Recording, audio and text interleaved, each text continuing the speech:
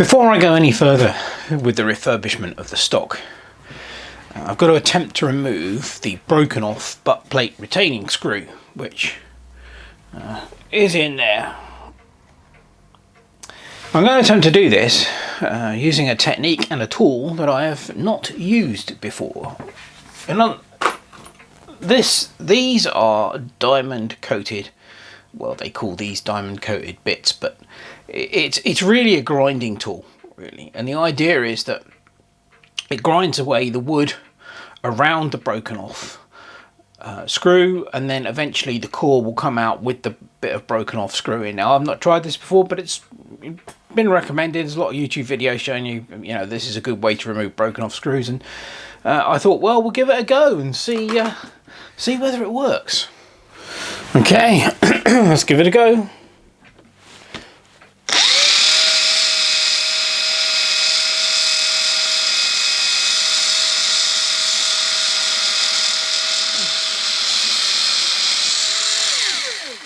Well, it's certainly cut in okay.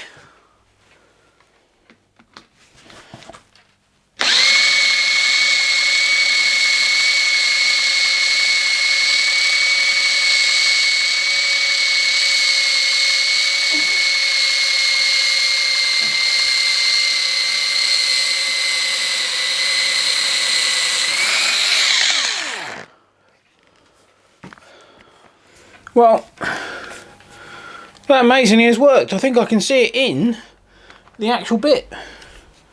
That's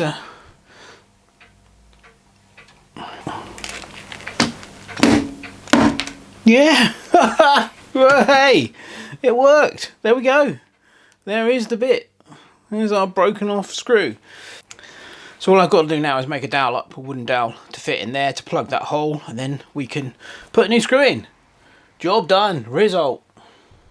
Well, I must admit, I have to say I was a bit sceptical that was actually going to work, but no, it did the trick. I mean, this is the set. I bought this set of, I suppose you call them diamond coated hole drills, really. That's probably the best way to describe them. There's 9 in there, and they go from 6mm up to 22mm.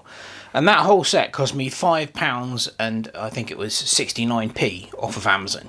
So they're obviously cheap Chinese ones, but it did the job. So I think that for that price, it's very definitely worth adding a set of these to your toolkit, because it took that broken off screw out without any trouble at all. Very good. I happen to have some 8mm wooden dowel, which I've cut a bit off and put in the hole, plugged that up, glued that in place. So once I've finished refinishing this, that will have, the glue will have dried, and that will be in there rock solid and ready for me to drill a pilot hole for the replacement screw, which is great. So now we can get on and complete the refurbishment of this stock. So the next stage is obviously I'm going to get my little detail sander out and take this down to bare wood, and then we'll be ready to use the finishing oil on it. Right. The stock sanded down. I didn't film that because there's nothing more boring than watching somebody sand a bit of wood. However, it's now ready to have its first coat of finishing oil, which I think is going to come up really nicely. Most of the dings have come out of it due to the sanding and the steaming. If you guys want to know what I used to do the sanding, that's the tool. My little Black & Decker mouse detail sander. Absolutely superb bit of kit. If you haven't got one, I thoroughly recommend you invest in one. Not necessarily the Black & Decker one. There are loads out there, all different manufacturers, and it's a very relatively inexpensive tool, but immensely useful. Really, really useful bit of kit. So now we've got to start the finishing oil process. Don't know how many coats I'm going to put on. It all depends upon how it reacts to the finishing oil. I found with the older stocks, the older wood, generally you don't need to put so many coats on. It just seems to react really well to the finishing oil. The newer wood you then tend to put, like quite a few more coats on. But I mean, this is potentially 100-year-old wood, so Right, let's get on with it. The stock is done. It's turned out rather nice. I'm quite pleased with that. Not too shiny. I didn't put. I think we ended up with 4 coats of finishing oil on there. I didn't want it to be too shiny because obviously this is an old gun. You want a sort of vintage look to the stock. The balloon turned out great on the on the metalwork. So yeah, it's time to put it back together. The gem is now finished. Turned out okay, I think. I had to do a little bit more to it than I thought I was going to. As you know, one of the butt plate retaining screws sheared off. So, and we fixed that, showed you what we did to remove that, and plugged it with a bit of beach down. That worked fine. But I actually put 2 new screws in holding the butt plate on. How well you can see this. Turn it around. So, get it out. So there's some light on it. Yeah, so we've got 2 new screws in, one there, obviously, because the one that was okay was pretty manky anyway. So yeah, they've both been replaced, and I'll turn it over in a minute. But basically, the keeper screw here, I've also replace that as well, because that was pretty manky, to be honest with you. But we'll go down the length of it. You can have a look, see what you think. I ended up using 4 coats of finishing oil on the stock, and it's come up really nice. It's got a lovely dark colour to it, which is really nice. But you can see the grain work in it as well. It's come up well.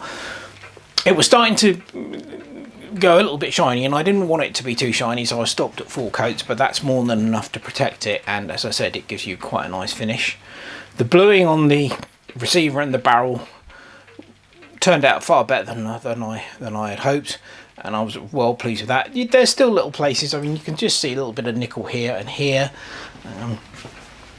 which I didn't bother taking off, and I think it looks quite nice. I do like that octagonal barrel. It's really, really, really good. But yeah, turned out well. I'll flip it over and we'll have a look at the other side. Yes, it very uniform, the bluing. There was no streaking or patching on it or anything in it. It did look really, really nice. Again, there are still a few nicks in the stock, but you know, obviously this could well be over 100 years old, so there's going to be some wear from usage on it, you know. Yes, I replaced the keeper screw because it was pretty manky, the one that was in there. So that's a new keeper screw in there.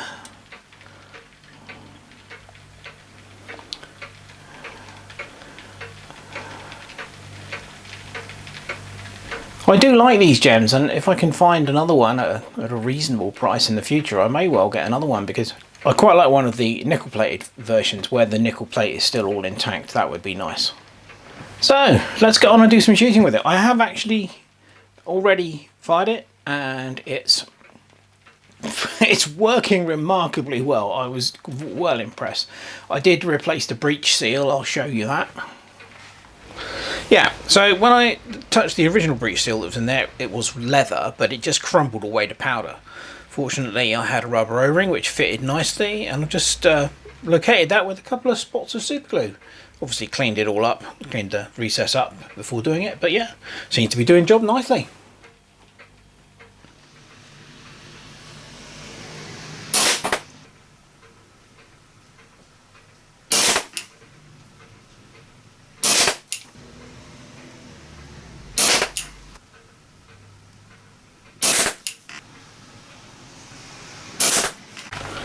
Well, not too shabby, I think. I mean, we did get a ball, that's obviously a fluke, but got a nice grouping here and here, and that's not bad at all. Now, this was an old shoot and see target. I'd covered up, this is the one I used on the 300S actually, so I'd covered up the grouping that I got on the 300S, so obviously we hit here because it's knocked a couple of the black spots that I'd used to cover that up off, but that is not bad at all. Not bad at all. You gotta remember that this gun is could easily be over 100 years old. As far as I can tell, it's a smooth bore barrel. There doesn't appear to be any rifling in it, and yeah, that's and it's not lacking power either. I mean, that's amazing. For those interested, I was using JSB Match Diablo targets, woodcutters, 8.02 grains. So, not bad at all. Yeah, very pleased to have the little gem in my collection. When you first look at them, you think, well, it's going to be awkward to shoot because of this kind of acute angle, the receiver and the stock.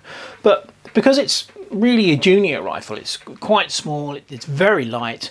It's actually quite nice to hold. Now, okay, you don't have any kind of a forestock, so you're literally, you know, hanging onto the barrel, but it isn't a bad gun to shoot. It's quite pleasant to shoot, and yeah, I'm very, very pleased with it. I fully intend to use it. I mean, it's obviously, even though it's an antique, I'm not. It's not just going to sit sit in the rack on the wall. I will actually be using this because it's a lot of fun to shoot.